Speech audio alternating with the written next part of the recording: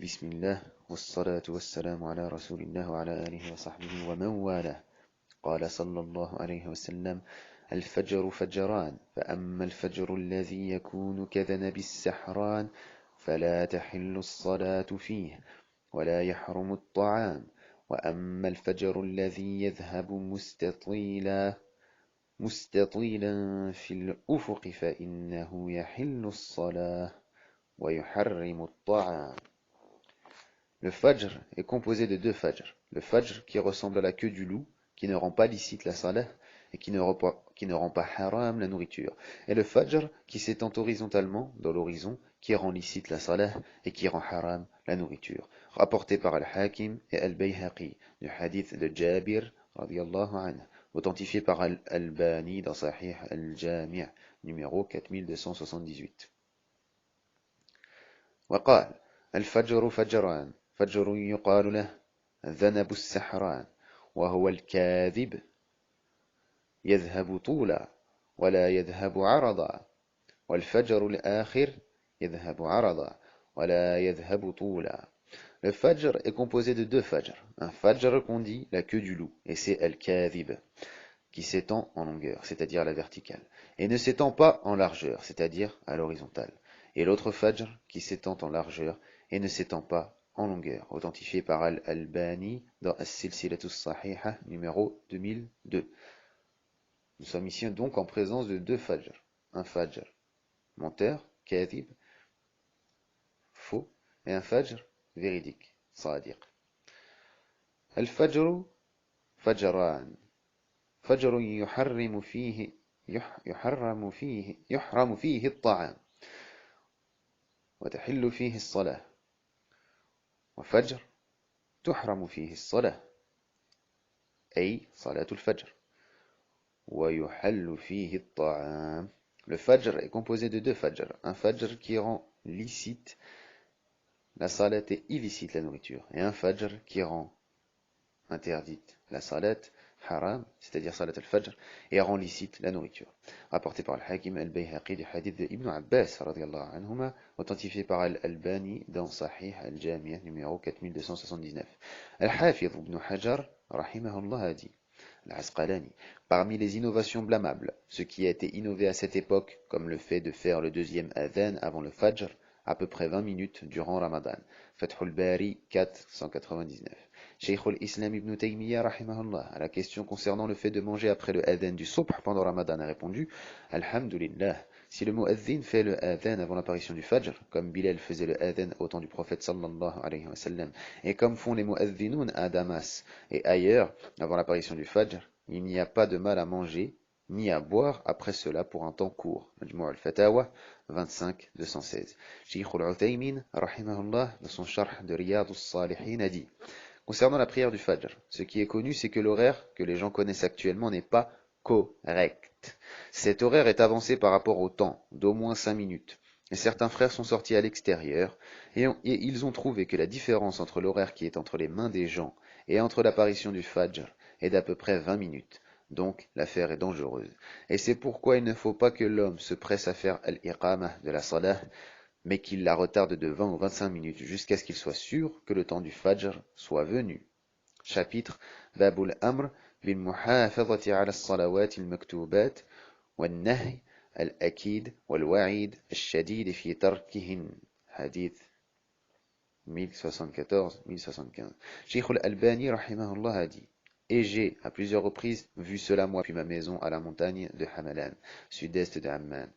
Et cela m'a permis de m'assurer de ce qui a été mentionné par certaines personnes jalouses des adorations des musulmans, que le adhan du fajr dans certains pays arabes est effectué dans un temps qui varie de 20 à 30 minutes avant le fajr as-sadiqa, c'est-à-dire également avant le fajr al-kadhib. Et j'ai souvent entendu l'iqamah de la salat al-fajr dans certains masajid au moment de l'apparition du fajr as-sadiqa. Et eux font le adhan avant celle-ci d'à peu près une demi-heure. Ainsi, ils ont donc prié la sunna du fajr avant son temps. Et la raison, c'est leur dépendance à l'horaire astronomique et leur réticence à l'horaire shar'iyya. Comme il est rapporté de sa parole, subhanahu wa ta'ala, كلوا واشربوا حتى يتبين لكم الخيط الأبيض من الخيط الأسود من الفجر. Mangez et buvez jusqu'à ce que se distingue pour vous le fil blanc de l'aube du fil noir de la nuit. Surat al-Baqarah, verset 187. Et le hadith كلوا واشربوا حتى يعترض لكم الأحمر وأشار بيده. Donc mangez et buvez jusqu'à ce que le rouge, le fajr, vous apparaisse. Ceci est un rappel, et le rappel profite aux croyants. As-Silsilatu Sahiha 552, numéro 2031. À nouveau, une parole de Cheikh al-Albani, rahimahullah, qui affirme que l'heure du adhan, faite actuellement du fajr, est avancée de 25 à 30 minutes. Il est connu que le adhan légiféré a des horaires reconnus dans la législation. Actuellement, en particulier pour la salat al-fajr, le adhan est fait avant l'apparition du fajr as-sadiq, entre 25 et 30 minutes avant le adhan légiféré, et que ce adhan entendu n'est ni l'heure de la salat al-fajr, ni du imsek, pour celui qui veut jeûner, n'est encore entré à ce moment-là. Il, le fils du questionneur, veut que tu, le questionneur, retardes pas seulement la salat, mais aussi que tu retardes le adhan.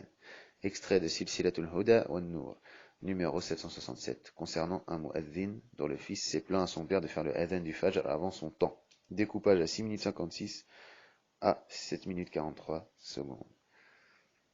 Et il est terrible aujourd'hui de voir que nous faisons tous la salat, alhamdulillah, sauf ceux qui appliquent la sunnah, 25, 30 et même certaines fois 1 heure, 45 minutes à 1 heure avant l'heure du fajr. Et pendant Ramadan, c'est grave puisque l'on perd 1 heure de sahur. Alors que le sahur, on sait très bien que la sunna du sahur, c'est de repousser au moment le plus proche du fajr, au moment limite. Alors que là, justement, les calendriers, les calculs astronomiques font que nous faisons la salat al-fajr et nous nous arrêtons de manger 1 heure, presque 1 heure, entre 25 et 35 minutes à certains endroits, 45 minutes à d'autres, avant l'heure véritable. Ça veut dire qu'on ne fait même pas la salat à la bonne heure, selon la sunnah et selon les paroles des savants d'hier et d'aujourd'hui, dont Ibn Hajar al-Asqalani, qui a vécu de cela il y a plusieurs siècles, Ibn Taymiyyah, rahimahullah, est aussi dans le même cas que lui. Donc aujourd'hui, il est très grave de voir cela. Ainsi, Cheikh al-Albani, rahimahullah, a été interrogé sur une question concernant des frères d'Alexandrie, Misr, Égypte, par rapport au jugement de la salat al-fajr des gens, c'est-à-dire par rapport au fait que la grande majorité des gens prient avant l'heure. Et il a répondu, cela, la responsabilité revient aux gens de science. Donc, c'est à celui qui a la science de transmettre aux gens. Et celui dont le jugement lui a été transmis, puis s'en est détourné. Sa salat est alors invalide. Et celui à qui le jugement n'a pas été transmis, tu sais qu'il n'est pas responsable dans ce cas. Extrait de Silsilatul Huda wa Nour, numéro 43, découpage à 23 minutes 15, 23 minutes 47.